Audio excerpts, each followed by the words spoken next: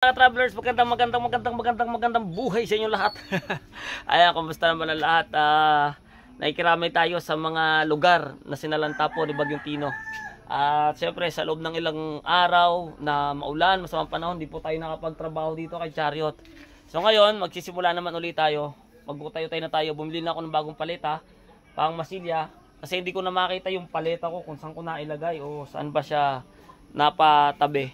So ngayon, yung mga dugtungan na yan, yung mga dapat tapalan ay atin ang sisimulan uli. At tayo malaking body filler, no? Para hindi na tayo magbalik-balik.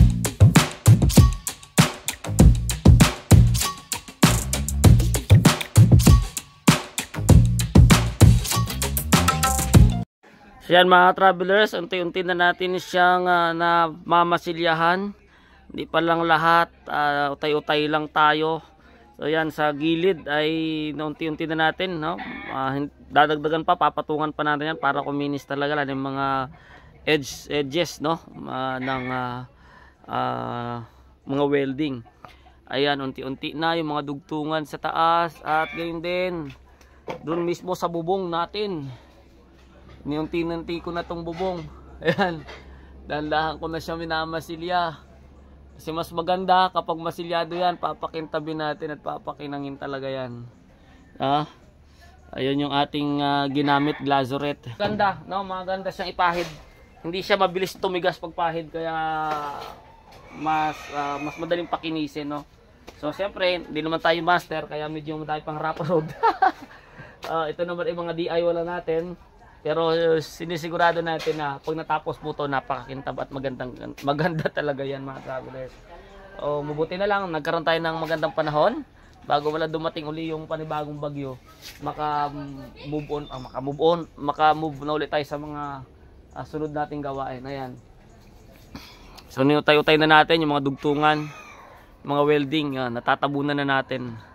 Sunod na lang yan, liha. Liha. Kailangan makapal yan para pagliha natin, pag ano natin ng ay pantay at makintab, no? So kailangan mabalot siya lahat. Yan. Lapit-lapit na. Nagtanong na rin ako ng mga magandang paint, yung acrylic ba o yung anusal.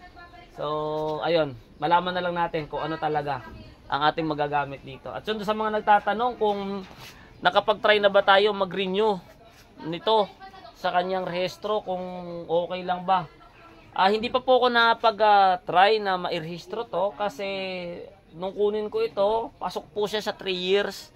3 years. So ang renewal ko pa po nito ngayon pang 2026 January. Saka pa po tayo magre-renew.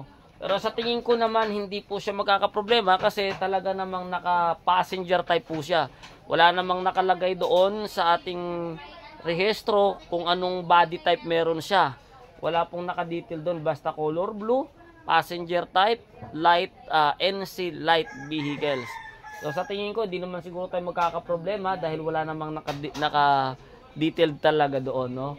Dahil talaga namang siya ay tinatawag nito ang NC light, no? At naka-passenger type po siya. Kaya hindi tayo, siguro naman, hindi tayo magkakaproblema. Kaya malalaman po natin yan sa January, pagka atin po siyang pina-review doon sa LTO.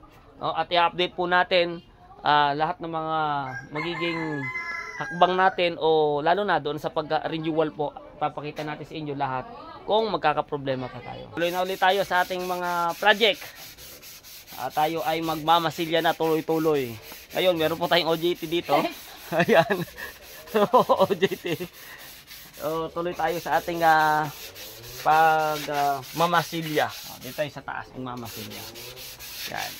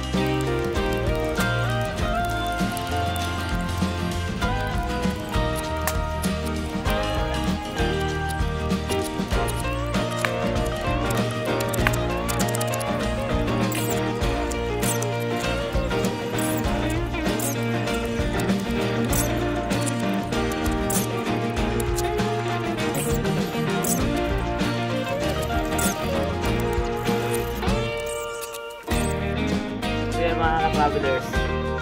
Namasilya natin to. Huling pahit na natin gagawin pagkatapos huling pagpapakinis na natin. And then titimpurahan natin pa sa isa. So ito muna yung ating part 5. Itong ating pong project, body repair project mga ka-travelers. Tara, pasilip ko muna sa inyo. Silipin natin. Ayan. Ayan, so ito na po ngayon, Chariot. Punong-puno na po siya ng masilya. Medyo umaganda na siya tingnan, hindi pa lang siya hanggang baba. Pero mamaya makukumpleto na natin to mga travelers. Almost done. Napalibutan na o napaliguan na natin talaga siya ng masilya. So kailangan matapos na natin to para makabiyahe na tayo mga travelers kasi wala na tayong budget.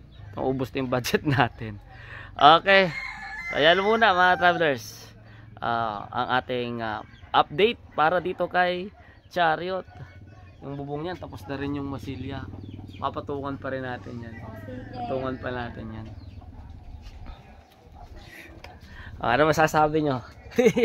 Umikinang na siya tingnan, di pa nga napipilis no? Mukha talaga tong makintab kapag natapos to, ano?